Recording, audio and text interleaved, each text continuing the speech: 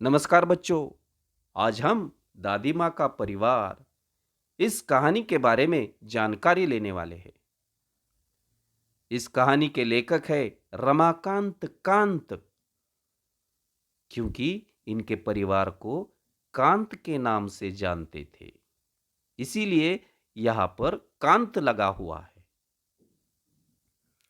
प्रस्तुत कहानी में लेखक ने यह बताया है कि संकट के समय शांति, एकाग्रता, धैर्य और एकता के साथ कार्य संपन्न करने चाहिए। इस कहानी का मुख्य भाव यह है कि हमें जीवन में मुसीबत के समय योग्य रूप से सोच विचार कर उसका सामना करना चाहिए। स्वयं को बड़ा न समझकर, मन से घमंड हटाकर, किसी छोटे या कमजोर व्यक्ति द्वारा की हुई मदद भी संकट के समय अधिक महत्वपूर्ण होती है। एकता से कार्य करने पर सफलता अवश्य मिलती है। हमें सदैव शांत, एकाग्रचित्त होकर एकता के साथ कार्य संपन्न करना चाहिए। इस कहानी के माध्यम से हमें यह सीख मिलती है कि आत्मविश्वास, हिम्मत, साहस के बल पर मनुष्य बड़ी से बड़ी मुसीबत से बाहर निकल सकता है। हमें एक दूसरे के प्रति छोटे बड़े का भेदभाव न करते हुए परस्पर सहयोग से आगे बढ़ना चाहिए। बड़े बूढ़ों के अनुभवों को सुनकर उसके अनुसार आचरण करना चाहिए। ऐसा ही कुछ संदेश इस कहानी के माध्यम से हमें मिलता है। बच्चों, सभी को अपनी किताबें खोलनी है और सविस्तर रूप से हम कहानी देखेंगे। दादी माँ का परिवार। एक छोटे से घर में दादी माँ रहती थी। यूं तो वो निपट अकेली थी। निपट मतलब केवल वह अकेली थी। फिर भी घर आबाद था उनका। अकेली थी, फिर भी घर जो था वह आबाद था, हरा भरा था। रोज सुबह दादी माँ उठती, घर बुहारती, संवारती मतलब घर स्वच्छ करती थी, सजाती थी। आंगन में आसन धरती, खाना बनाती, खाती। आंगन में आकर बैठती थी, खाना बनाती थी और खाती थी। परिवारजनों से बतियाती, मतलब उसका जो परिवार था उनसे वह बातें करती थी। रात होती, सो जाती। रात होने के बाद सो जाती थी। दिन मजे में गुजर रहे थे। परिवारजन फल फूल रहे थे। परिवार में बहुत ही खुशहाली थी, आनंद था। परिवार के सब सदस्य खुश थे। अब सुनो परिवार की कहानी। दादी माँ थी समझदार, सियानी, बहुत होशियार थी, समझदार थी। घर के आंगन में बरगद का पेड़ था। घर के आंगन में किसका पेड़ था? बरगद का पेड़। और उस बरगद के पेड़ के नजदीक, बरगद मतलब बड़ा वटवृक्ष रहता है। बड़ा सा क्या रहता है? वटवृक्ष। तो उस पर घोंसला बना था। उस बरगद के पेड़ पर घोंसला यानी नीड, छोटा सा पक्षियों का, पंछियों का जो घोंसला रहता है, उस पर बना हुआ था। घोंसले में रहती थी चिड़िया। वह दादी माँ की थी संगिया, मतलब सहेली थी। दादी माँ की वह चिड़िया क्या थी? सहेली थी। चिड़िया का नाम था नीलू। चिड़िया का नाम भी था नीलू। सुबह उठ दादी आंगन बुहाती, मतलब स्वच्छ करती थी। सुबह उठकर दादी माँ सारा आंगन, सारा मकान। नीलू फुदकती, चिंचियाती, दादी माँ से बतियाती। नीलू सुबह सुबह फुदकती थी, चहकती थी, दादी माँ से बात करती थी। एक और थी दादी माँ की साथिन चिंकी चूहिया। चिंकी चूहिया। चूहा ये शब्द जो है पुरुषलिंग है और चूहिया ये शब्द जो है स्त्रीलिंग है। इसके पहले हमने स्त्रीलिंग और पुरुषलिंग के बारे में जानकारी ली है।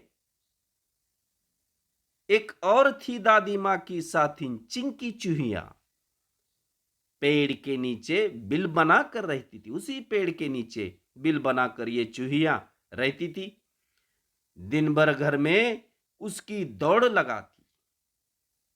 घर में इधर से उधर, उधर से इधर दौड़ लगाती थी, घूमती थी आंगन में। यह थी दादी माँ की दीन दुनिया।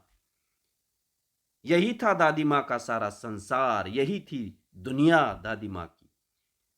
दादी माँ, चिड़िया और चूहिया वे सब यदि होती खुश तो दादी माँ भी रहती खुश।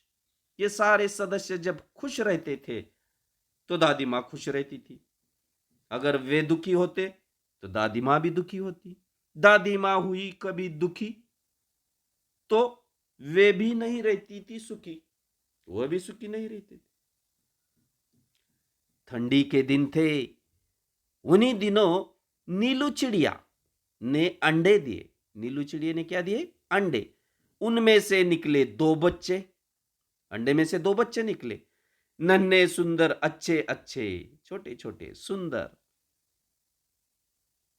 टीनू मीनू नाम निकला उन दोनों का नाम, टीनू और मीनू। सबने मिलकर पाला पोसा। सबने मिलकर पोसा पाला उन छोटे बच्चों को, बड़ा किया। चिंकी को दो बेटों के उपहार मिले। चिंकी को भी दो बेटे के उपहार मिले थे। उसे भी दो बच्चे थे, मतलब चिड़िया नीलू को दो बच्चे और चिंकी चूहिया उसे भी दो बच्चे। उनके नाम क्या है आगे चलकर देखेंगे। चिंकी को दो बेटों के उपहार मिले। चुस्कू मुस्कू थे बड़े भले, उनका नाम था चुस्कू मुस्कू। दादी माँ उनका ख्याल रखती। इन सारे सदस्यों का दादी माँ ख्याल रखती थी, उनसे मन बहलाती, उनके साथ आनंदी रहती थी, उनके साथ वक्त गुजारती थी। ये छोटा सा उनका परिवार था। स्नेह प्यार से वह दुलराती, स्नेह से प्यार से उनसे पेश आती थी, उनसे वह प्यार करती थी। रोने लगते तो पुचकाती, रोने लगते तो उन्हें समझाती थी। चारों बच्चे घर आंगन में दौड़ लगाते। ये चारों बच्चे मतलब चिड़िया नीलू के दो बच्चे और चिंकी चूहिया के दो बच्चे। चिड़िया नीलू के टीनू मीनू और चिंकी चूहिया के चुस्कू मुस्कू। ये चार हो गए और ये सारे तीन, मतलब सात थे सदस्य। कितने थे? सात सदस्य थे परिवार में।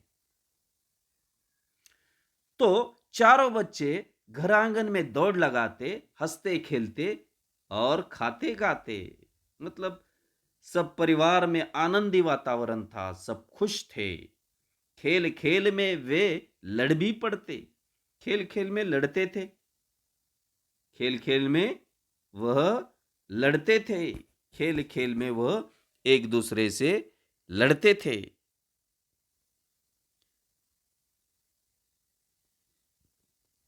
और फिर लड़ने के बाद फिर से वह इकट्ठे होते थे, फिर से एक हो जाते थे।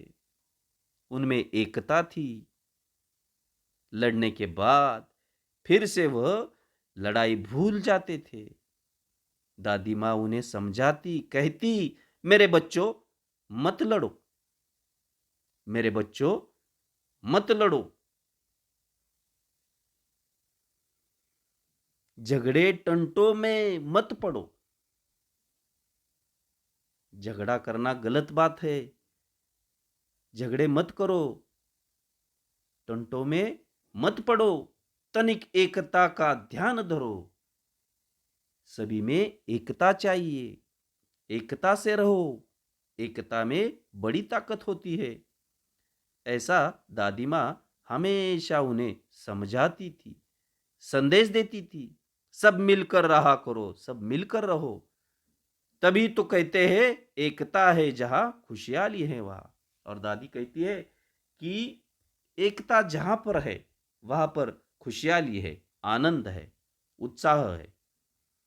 यो दिन कट रहे थे हंसी खुशी से, दिन पर दिन निकल जा रहे थे, सब तरफ हंसी खुशी वातावरण था, परिवार में सब रह रहे थे खुशी खुशी से। दादी माँ रोज उन्हें समझाती, एकता के उनको लाभ गिनाती। एकता में कितनी ताकत है, एकता में कितनी ताकत है, उन्हें हर रोज वह समझाती।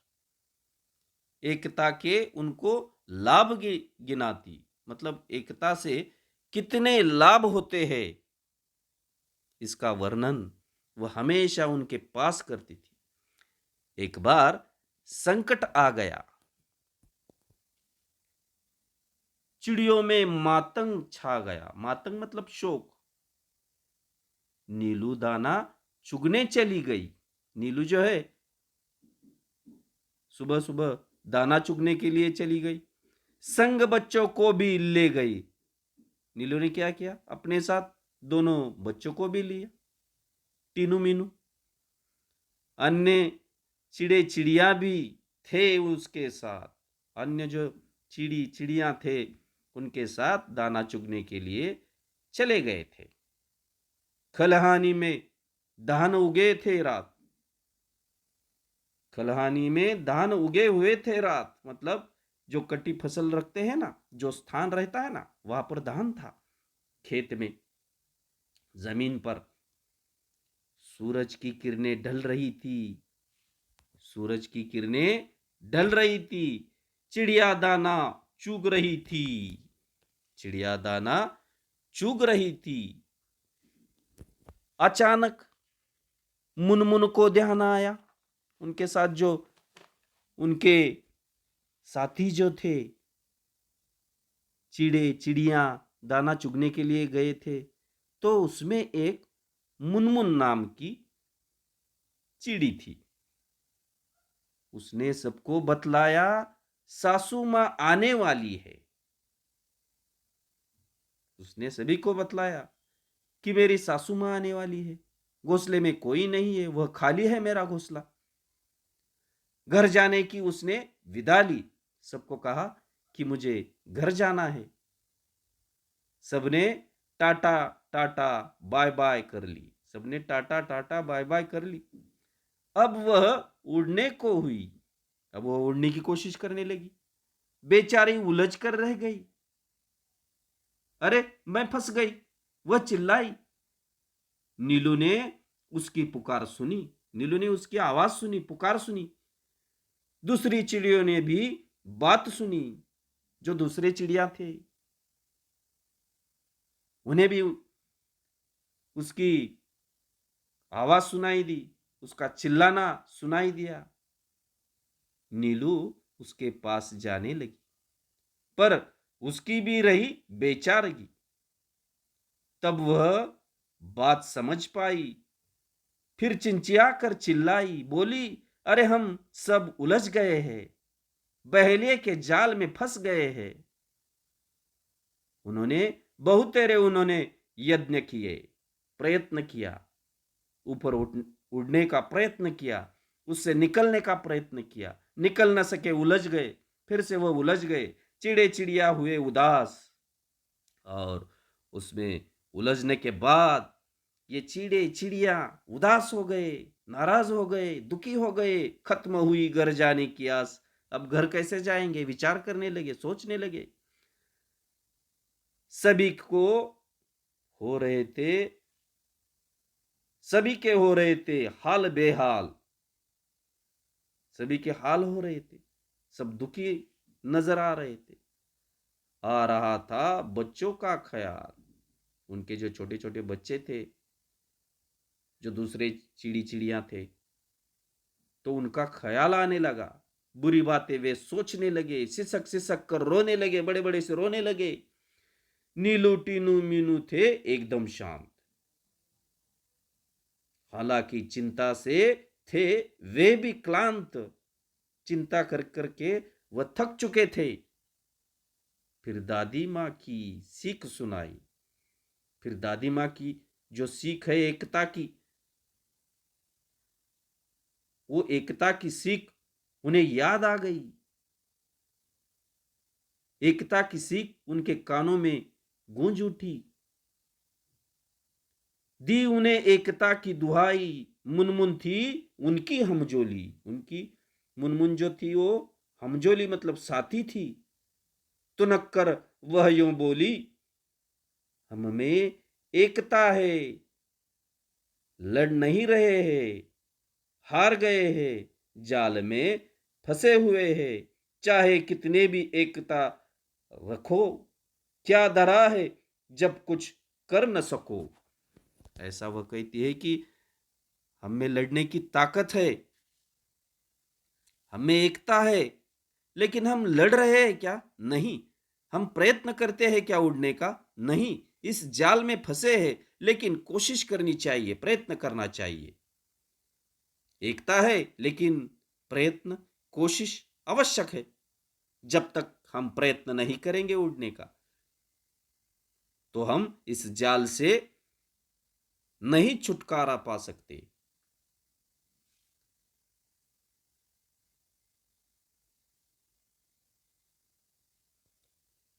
इस चित्र में आपको दिखाई देता है कि सारे पंछी जो है, चिड़े चिड़िया, इस बहेलिए के जाल में फंस गए हैं और बाहर निकलने का वह प्रयत्न कर रहे हैं, लेकिन वह बाहर निकलते हैं क्या? नहीं। आगे देखेंगे।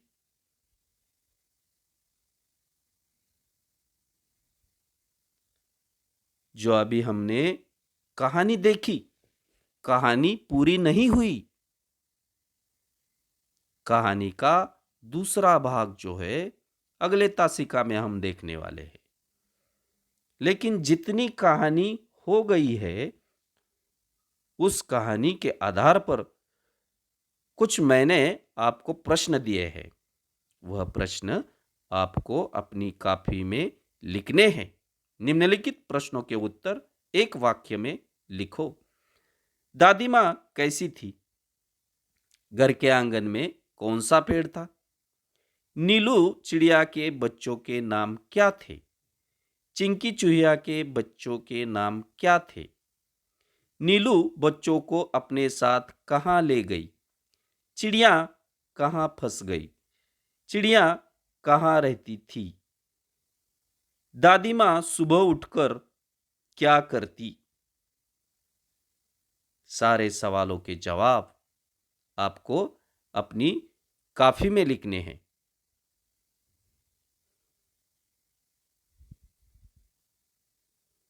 कहानी का आगे का भाग अगले तासिका में देखेंगे। धन्यवाद।